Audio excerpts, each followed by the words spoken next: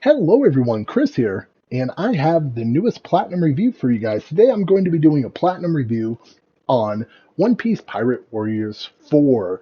Now, this is a Platinum review. If you do not know what a Platinum review is, that is where I get the Platinum trophy, get all the trophies in the game, and then I review it. That way you get the full review and not some half-assed review.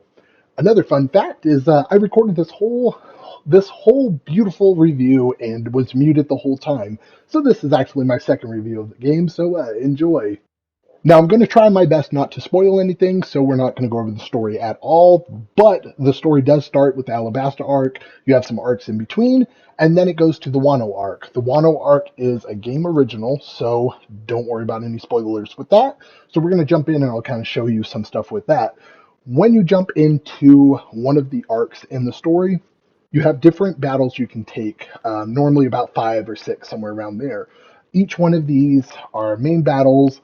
In between those battles, you do have story and such. So if you have not watched the anime, read the manga, stuff like that, or you don't care, you don't want anything spoiled, probably don't play this game or don't play the story portion or skip everything. If you don't care, then yeah, check it out. Like I said, that's all we're going to go into the story. So here's the second part of the game. Treasure logs. Treasure logs you unlock by playing the treasure logs. As you get complete more, you unlock more. Really, really cool section. Treasure logs have nothing to do with the story. It's just random things where you could be working with anybody, attacking anybody. It doesn't really matter. As far as the characters in the game, when you're in treasure log, you can play as anyone. I think you can in story mode you have to play as certain ones. I mostly played with Luffy the whole time through the story.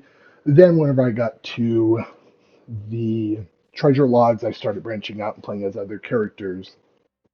With the story, I want to say you're stuck with certain characters that are in that story portion.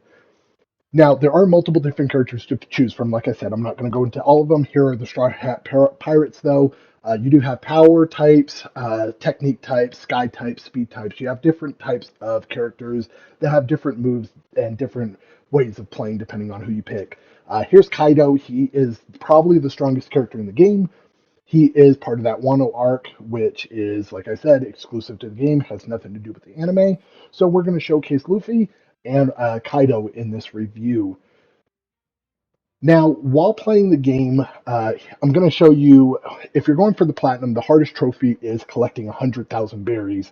You can actually check this by going into results, scrolling over, and right there it says total berries collected. That took me forever to find that, so I was like, let me throw that in there for you guys. As you can see, you're supposed to get 100,000 berries. It gave it to me a little bit early, so I'm not arguing, but yeah, if you want to get the platinum, you have to get that to 100,000, and that's a very, very long and daunting task. The trophies in the game aren't too hard, though. There are probably one, not story related, but as far as treasure log, one of the last treasure logs that you unlock, you have to beat, and that's a bitch. As you play the game, you unlock different islands for upgrading your characters. This is the beginning map. The beginning map is for every character. You have specific maps for your characters. These specific maps are where you get different abilities, different skills, and you upgrade that specific character.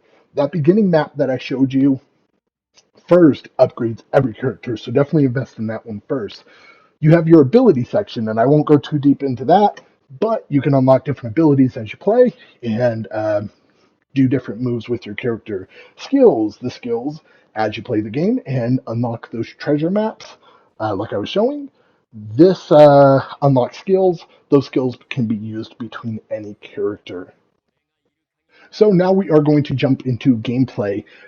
Now, One Piece Pirate Warriors 4 is a Muso type game. If you don't know what those are like Dynasty Warriors made from Koei Tecmo.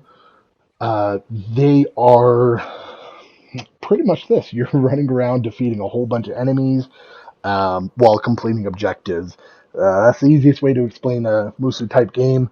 And if you've never played one, they're incredibly fun. Lots of fun. It's just you running around killing people. It's very, very action heavy, very fast paced. they're a really fun type of game, but they're also not for everyone. So if you do like Musu type games, I would definitely check out this one. It's really really fun. So, like I was saying, if you don't know what they are, yeah, you're just running around completing objectives, defeating enemies throughout. And depending on if you're doing treasure log or actual story, you can be Luffy fighting somebody that's one of your friends in the treasure log versus in the story you're actually focused on what happens in that section of the story. So, treasure log they have a lot more fun with it. You're defeating enemies, capturing areas, and yeah, pretty much just doing whatever they tell you. Now, a couple of big gripes I have with the actual gameplay is, and I'll kind of showcase it here in a bit, both of them, and they'll kind of pop up randomly. But one, up in the top right corner, it tells you what you need to do. So it'll say, capture this area, defeat this enemy, don't let this enemy get to here, stuff like that. And they're late in the game when you start getting super super strong, you're knocking those out before the game has a chance to catch up. So you could potentially complete what the missions are. Let's say there's two or three missions up there at once. You complete multiple of those missions in quick repetition of each other before it has a chance to catch up. You're pretty much just standing there waiting until the game catches up to complete. So it's not actually continuing with the game, and you're just stuck there waiting until the game catches up. So that was Luffy. Here's Kaido. I'll showcase a couple things with him. Um, but yeah, so really, really annoying that you'll be playing and just sitting there waiting and waiting and waiting for them to go forward with the story so you can keep playing. It doesn't happen all the time. It just depends on how quickly you get stuff done. But late game, when you're so used to knocking things out, you're pretty much just destroying everything. It can be very very annoying. Another thing with Musu type games is the camera angle. Now, this isn't the first one to have this issue, and it's definitely not going to be the last one. But in all these types of games, your characters can tend to get lost in the camera. It's happened in many, many of these games, and like I said, it's nothing that is probably going to change in the future. It's definitely something that's going to happen, but it's very easily for your characters to get lost. Um, to where you're constantly having to move the other joystick that controls the camera around so that you can see your characters or see where they're going. Even if you lock into characters, so if you have an enemy and you lock into them, you're still going to be losing your character on the map. And yeah, it always happens. It's very annoying. Um, but yeah, I don't know if that'll ever get fixed, unfortunately. But that's my only two big gripes about the game, and everything else I really enjoy. The game's decent size. It follows the story very well. Japanese voice acting. There's no English dub in there. I don't know if it's the actual Japanese voice actors because I watched the English dub. I know dub what, but yeah, I watched the English dub, so I don't know if it's the actual voice actors for the Japanese version, but or subbed version. But yeah, if I believe it is. So it has that, great voice acting, great, great story. It follows the story very, very well, and all the in between things. Like I have no issues with it. It's very, very solid. Gameplay is very fun. Funny side note. No, I think I said noit, but funny side note is this is actually my second One Piece game that I've platinumed. I do have a platinum review on One Piece World Seeker that I did recently, probably here in the last few months. So this is actually my second One Piece game that I'm doing a platinum review on.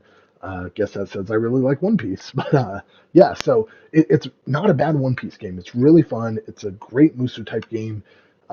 Definitely check it out. I mean, like I said, I really enjoy it. But besides those two main issues, that being said, I'd give the game an easy 8 out of 10.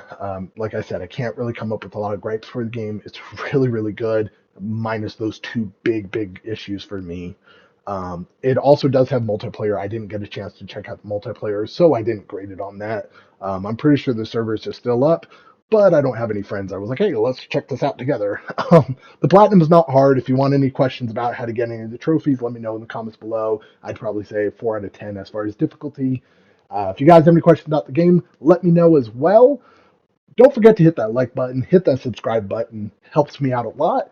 And thank you so much for watching. You guys have a great rest of your day. And as always, keep getting them trophies.